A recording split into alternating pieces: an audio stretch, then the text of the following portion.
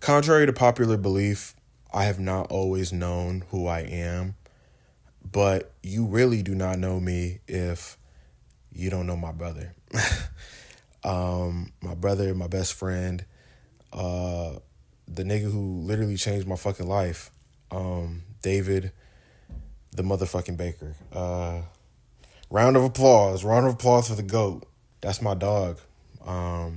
I mean, honestly, Dan too, obviously. Like those are my niggas. Like those are my I wouldn't have known Dan had I not known David, but like those are only two men in my life. Actually, that's not true anymore because there was a time where they were quite literally the only two men in my life. But they are the first two men that I've ever like fully trusted, like with my whole heart, my whole being. You know what I mean? I'm eternally grateful. Like David was the first person. Like I didn't feel like I was just mirroring. Like it felt like everything that I felt was reflected back. Actually felt like me. You know what I'm saying? Like I really felt like I like he was the first person that I was fully, truly myself. You know, like I could do no wrong around that nigga.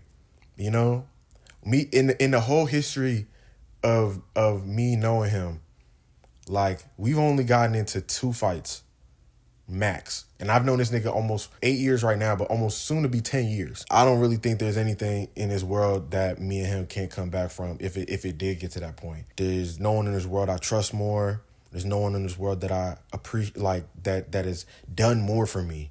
You know, has opened more doors, has saved my life on more than one occasion. You want to touch that nigga? You gonna have to get through me. And I don't say that lightly. Like, and that's not to say that that's not true with a lot of my friends, all of my friends, all the people that are close to me.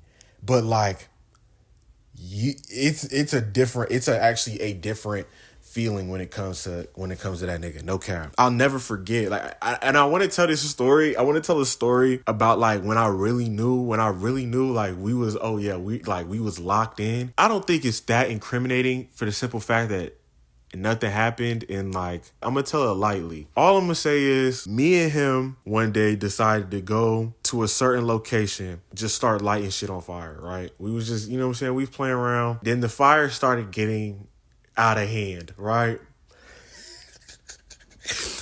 My nigga, listen. Me and him, we was like, and this not only spoke to both of our characters, but it also again told me like, yeah, like we are locked. Like nothing will ever come between us ever. This is my nigga for life. This fire started getting out of control. He's like trying to put it out. Then somebody rolls up in an ATV, right? Now before the nigga with the ATV came, I said, dog, fuck this fire, let's bounce. Fuck it. It'll deal with itself. You know what I'm saying? Like, let that shit burn. Like, you know what I'm saying? Now, in hindsight, he had more reason to put it out than I did. I didn't factor that in, but still, I still figured like, you know what I'm saying, it could be someone else's problem. He was like, nah, trying to put this shit out. Then somebody started pulling up with an ATV. I tell my nigga, bro, we gotta go. He is like still trying to stay. I book it, right? I'm like, fuck that. Fuck that shit. So I run. My nigga runs with me, but then he ducks behind like a little corner, and like the nigga with the ATV is still chasing me. My dog is doubling back to go deal with the fire again. I'm running. That nigga with the ATV starts trying to get me crazy.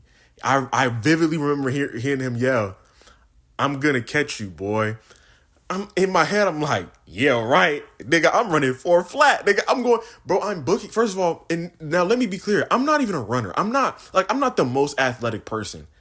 However, when that time come, nigga, niggas don't, this is what I'm saying. Niggas don't know me for real.